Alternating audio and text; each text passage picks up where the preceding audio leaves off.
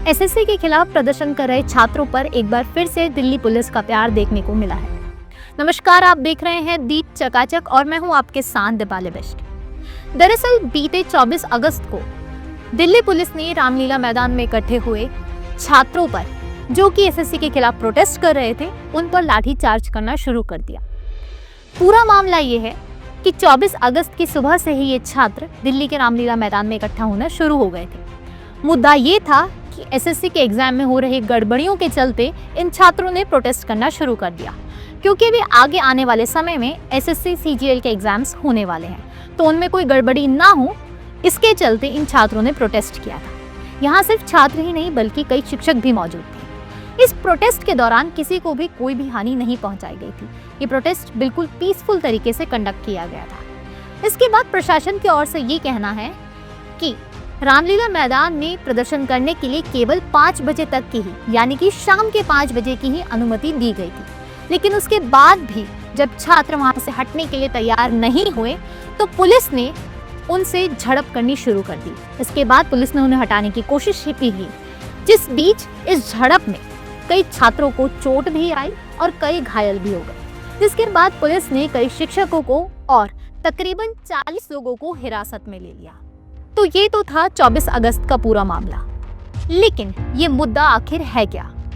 क्यों छात्र एसएससी के खिलाफ आज प्रदर्शन पर उतर आए हैं?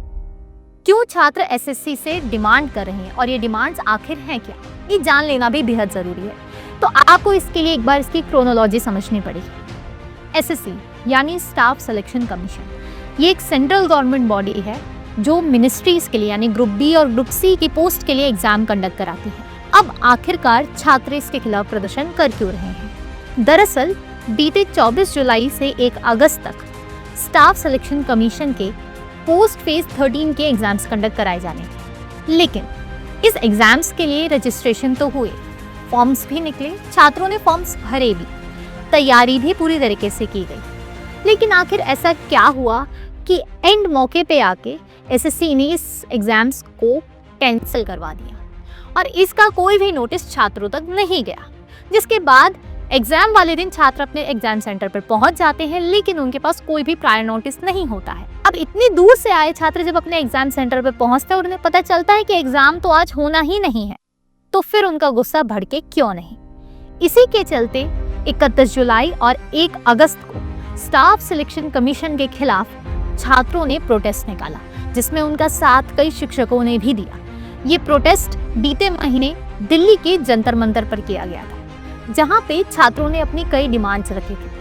पहली डिमांड तो ये थी कि इस बार एसएससी के एग्जाम में कई सारी गड़बड़ियां देखने को मिली हैं, जिनमें से कई सेंटर्स पर सर्वर ना चलना, माउस क्लिक ना होना, पेन मिले हैं वो भी खराब पेन मिलना, ऐसे कई समस्याएं देखने को मिली। इसके अलावा इस बार का जो टेंडर जिस कंपनी को दिया गया है उसका नाम है एडिक्विटी।